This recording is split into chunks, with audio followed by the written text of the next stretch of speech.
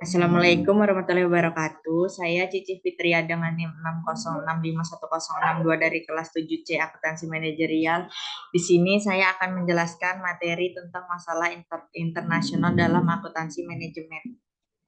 Selanjutnya di sini saya ingin menjelaskan dunia bisnis menginginkan adanya kemampuan bisnis dan keuangan dalam diri para akuntan manajemen. Pekerjaan akuntan manajemen dalam perusahaan internasional menjadi lebih menantang seiring dengan perkembangan lingkungan yang semakin tidak terduga dan perubahan sifat bisnis global yang senantiasa terjadi.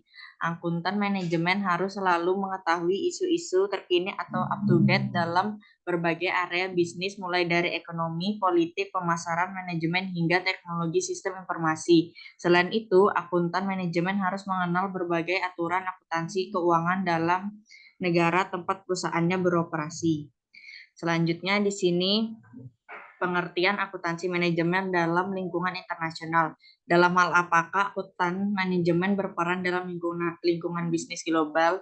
Bisnis membutuhkan akuntan manajemen untuk menangani masalah keuangan dan bisnis. Pelatihan yang baik, pendidikan, dan tetap mengikuti perubahan yang terjadi merupakan hal-hal penting bagi seluruh akuntan. Akan tetapi, tugas akuntan manajemen pada perusahaan internasional menjadi lebih menantang karena perubahan yang terus terjadi pada bisnis global. Karena tugas utama akuntan manajemen adalah menyediakan informasi yang relevan kepada pihak manajemen dan tetap mampu mengikuti perkembangan. Akuntan manajemen harus membaca berbagai buku dan artikel dalam berbagai area bisnis, termasuk mengenai sistem informasi, pemasaran, manajemen, politik, dan ekonomi. Selain itu, akuntan manajemen harus mengenal dengan baik peraturan akuntan keuangan dari negara-negara tempat perusahaan beroperasi. Seluruh sisa bab ini akan membahas berbagai istilah yang dihadapi perusahaan multinasional. Bab ini berfokus pada akuntan manajemen dan bagaimana mereka mengatasi isu-isu tersebut. Dan selanjutnya di sini saya akan menjelaskan balance scorecard adalah metode pengukuran hasil kerja yang digunakan perusahaan. Pelajaran tentang balance scorecard mungkin pernah dibahas saat kita kuliah dulu, namun banyak orang yang masih salah persepsi dan belum dapat memahami arti penggunaannya. Pada dasarnya, BSC merupakan kartu berimbang yang digunakan sebagai media untuk mengukur aktivitas operasional yang dilakukan sebuah perusahaan. Dengan BSC, perusahaan menjadi lebih tahu sejauh mana pergerakan dan perkembangan yang telah dicapai. Adanya BSC juga membantu perusahaan untuk memberikan pandangan menyeluruh mengenai kinerja dari perusahaan. Selanjutnya di sini terdapat 4 jenis perspektif untuk mengetahui ukuran kinerja perusahaan. Yang pertama, perspektif keuangan, yang kedua perspektif pelanggan, yang ketiga perspektif proses bisnis internal, dan yang terakhir perspektif pembelajaran dan pertumbuhan.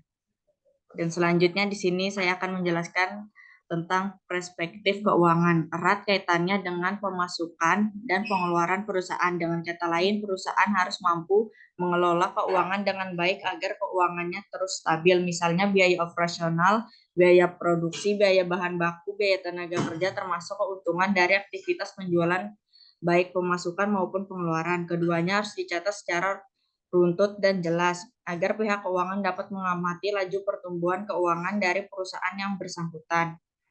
Di sini ada 3 tolak ukur dalam perspektif keuangan, yaitu yang pertama pertumbuhan dari pertambahan yang didapatkan selama proses bisnis berlangsung.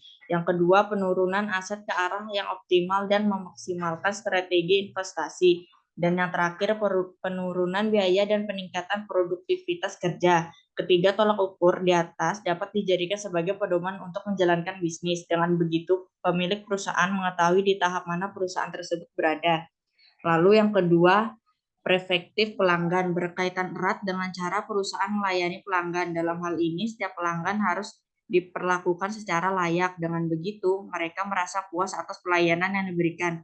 Adanya pelayanan yang bagus tentu akan meningkatkan loyalitas konsumen terhadap perusahaan. Sebaiknya apabila pelayanannya buruk, konsumen pasti mencari perusahaan lain yang memiliki sistem yang lebih bagus.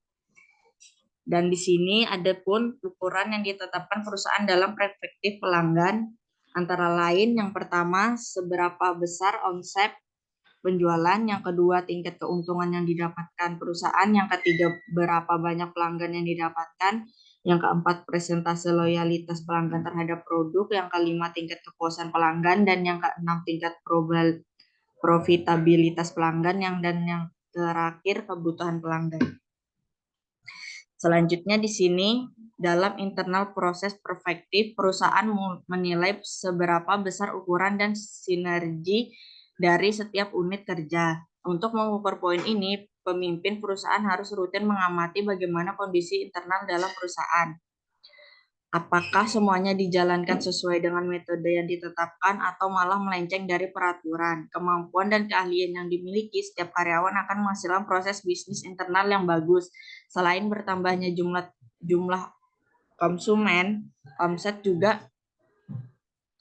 dan keuntungan yang didapat perusahaan juga akan bertambah. Selanjutnya di sini ada 3 hal yang perlu diperhatikan dalam perspektif proses bisnis internal, yang antara lain yang pertama, proses inovasi berkaitan dengan ide-ide terhadap produksi barang. Yang kedua, proses operasi berkaitan dengan aktivitas dan rutinitas sehari-hari yang dilakukan bagian internal. Dan yang terakhir, proses pasca penjualan berkaitan dengan metode pemasaran yang tepat untuk meningkatkan omset penjualan. Dan selanjutnya di sini ada learning and growth perspective, juga termasuk ukuran penting karyawan menjadi elemen penting yang harus dijaga perusahaan.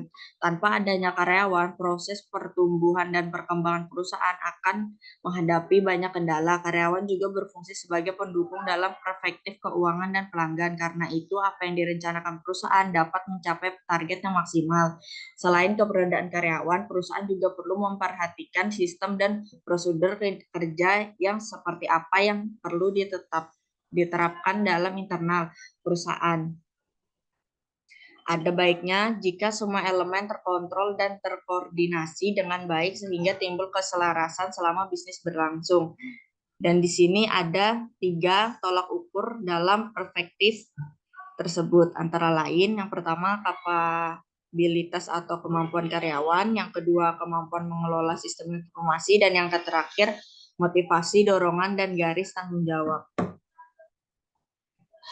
Di sini dapat saya simpulkan dari balance scorecard, yaitu membantu kinerja perusahaan. Keberadaan BSC sangat penting bagi perusahaan. Adanya BSC telah terbukti membuat perusahaan mampu menciptakan persaingan yang kompetitif. Perusahaan juga tidak takut lagi jika berhadapan dengan kompetitor yang lebih besar. Dengan BSC, perusahaan jadi lebih tahu letak kelemahannya. Dengan begitu, proses pencarian solusi juga lebih cepat dan akurat.